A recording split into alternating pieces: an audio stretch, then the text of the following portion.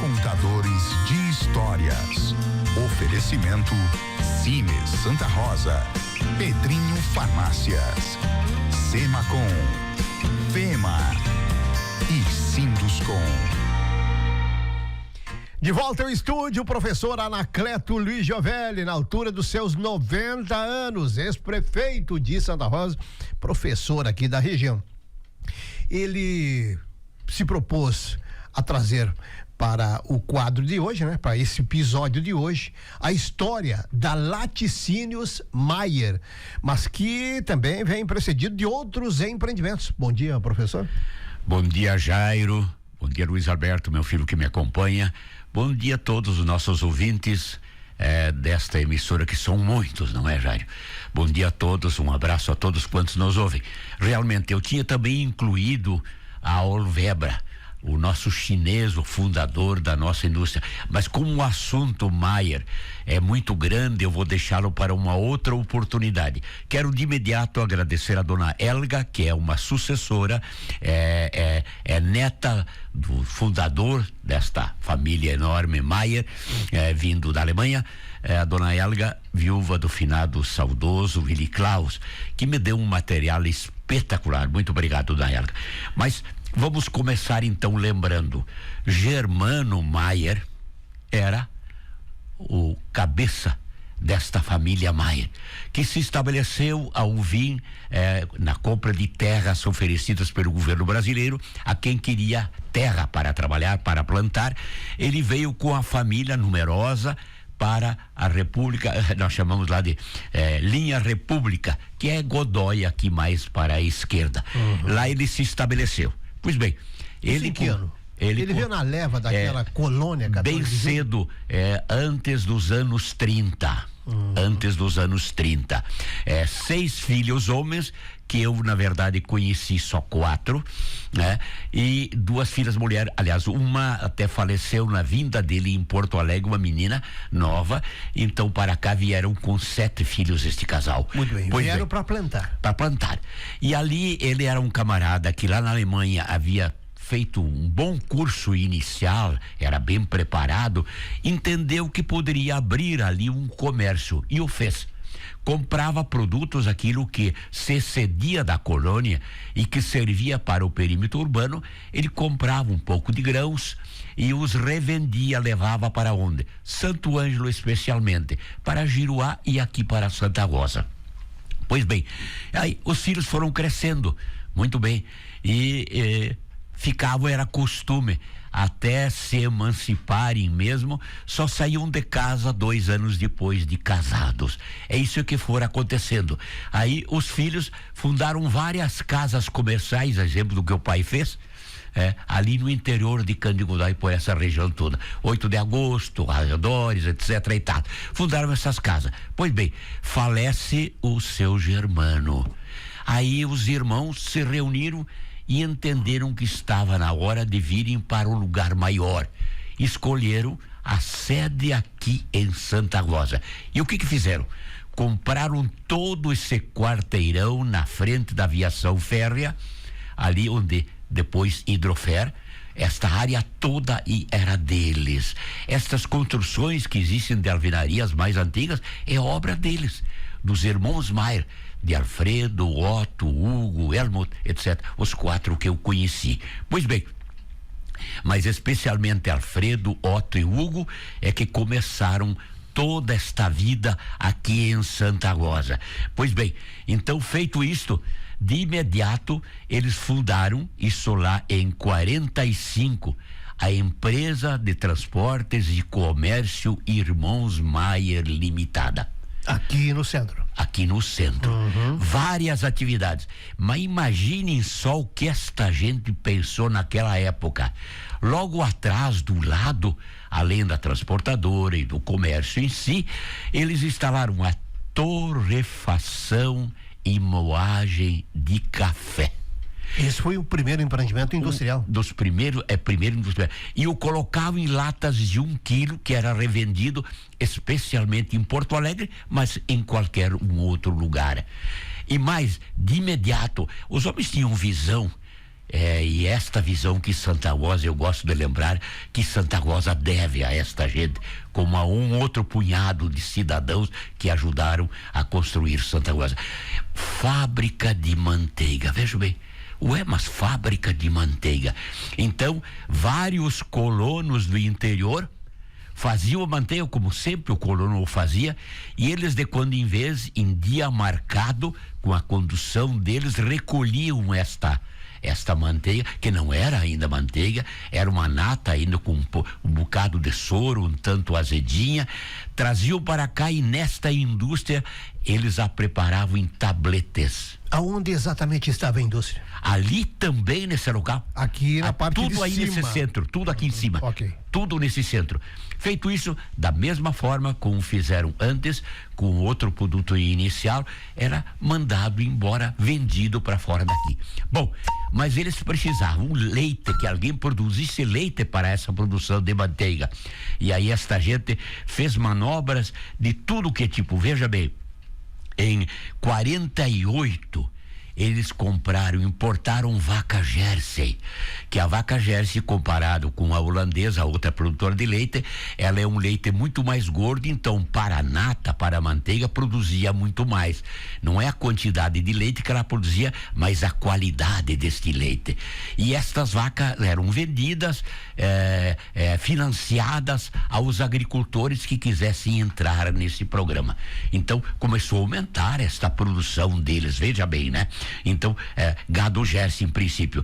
Lá em 48, aí eles entenderam que aqui no centro o comércio, a transportadora poderia ficar, mas este espaço já era pequeno. O que é que eles fizeram? Eles foram na Avenida Tuparendi, lá embaixo, perto do nosso riacho Pessegueirinho, lá onde tem laticínios até hoje. Lá era um depósito de bebidas. Eu não me lembrava disto, eu particularmente. E eles compraram isto, depósito de bebidas.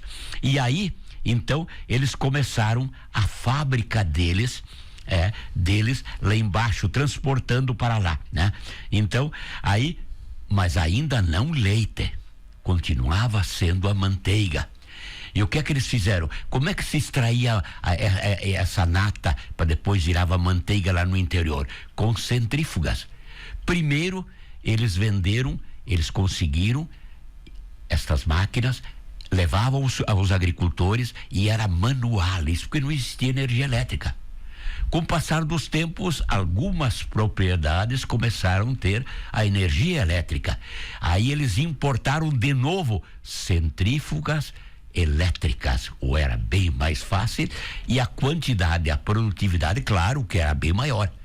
E eles de novo continuavam recolhendo esta nata, este produto, e o colono ficava com o soro, que é o resíduo do leite, servia de bom trato para os seus animais, especialmente para suínos, porcos, e o outro produto principal, os irmãos Maier recolhiam aqui para a sua indústria.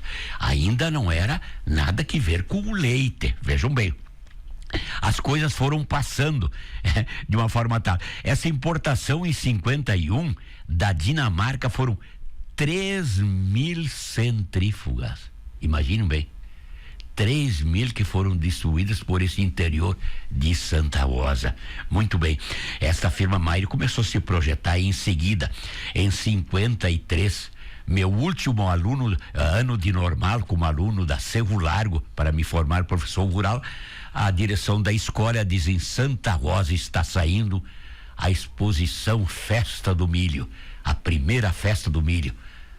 E lá viemos, fizeram uma lotação, nós formando, nos trouxeram para cá de caminhão aberto, veja bem, e viemos aqui, pois lá estavam os Maier expondo os seus produtos e fizeram sucesso, foram classificados, uma coisa impressionante. Ninguém conhecia esta obra fora daqui dos irmãos Maier. Se permite, professor, 3.000 centrífugas para os padrões da época, a gente pode dizer que eram 3.000 agroindústrias? Evidente, verdade isso.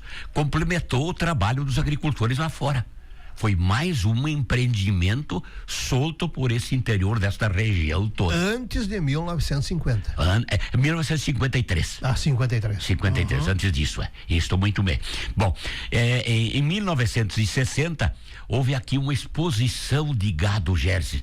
Aí, eles já tinham trazido vacas, eles importaram esse gado Jersey, e na granja que se conhecia no campo da aviação, a Granja dos Maier, nós dizíamos.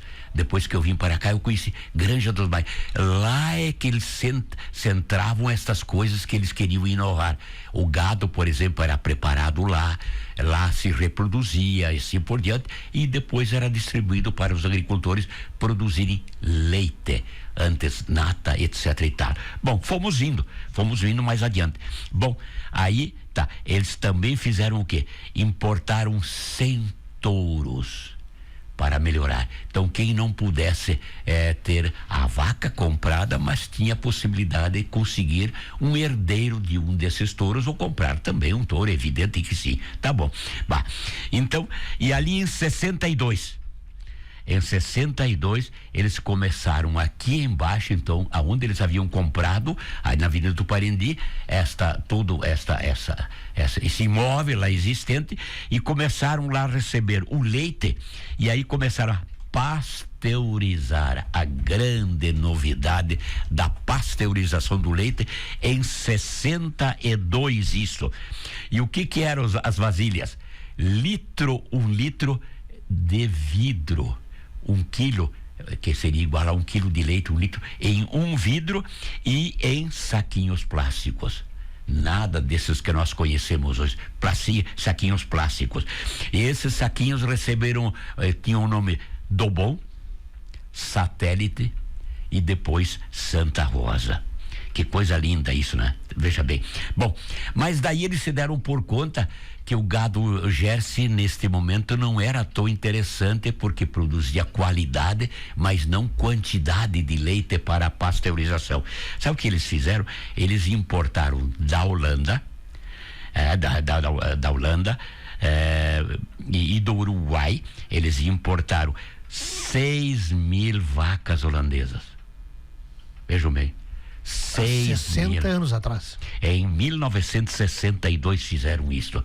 Veja que coisa fantástica isso. Bom, aí começou a revolução realmente da indústria deles de laticínios. Então, esta gente fez um trabalho simplesmente fantástico. Mas aí a Laticínios, além deste leite, eles fabricaram queijos, e várias marcas e vários tipos de queijo. Por exemplo, o parmesão. Eles fora feito isto. Eles também fizeram o tipo prato, o mussarela, que eram queijos empregados para também tanto o uso do queijo em si, como utilizado na confecção depois de outros tipos de pratos alimentares. Como também em seguida o creme de leite, o requeijão e o iogurte. E aqui eu tenho uma lembrança. As nossas festas, nos meus primeiros tempos de Santa Rosa, fim dos anos 50, 60, etc e tal, quando vim para cá, era no Concórdia. Concórdia saíam os grandes almoços ou as grandes jantas, quando havia alguma coisa diferente em Santa Rosa. Numa destas jantas, salão cheio, os Maier estavam recém lançando o iogurte. E eles então, para ver que o povo conhecesse este produto, ninguém conhecia, colocaram o iogurte em todas as mesas. E a surpresa, terminou a janta e ninguém abriu um frasquinho de iogurte. Ninguém. Foi uma coisa impressionante. Foi preciso que eles passassem de mesa em mesa e dizessem: provem, experimente. Ele era azedinho, e a maioria também experimentou e não se deu bem. É um produto extraordinário, né? Não se deu bem, era um produto diferente. Então, minha gente, Santa Rosa deve um pedaço como assim a outros cidadãos que aqui passaram, que deixaram suas raízes a esta família Maier. Eles tiveram uma contribuição fantástica com Santa Rosa. Tiveram uma visão como poucos em favor de Santa Rosa, que se espalhou. Imagina os caminhões deles que transportavam daqui para o Brasil inteiro. Eles abriram depois uma representação além de Porto Alegre, Brasil afora, para vender os seus produtos. Uma visão simplesmente fantástica dessa gente.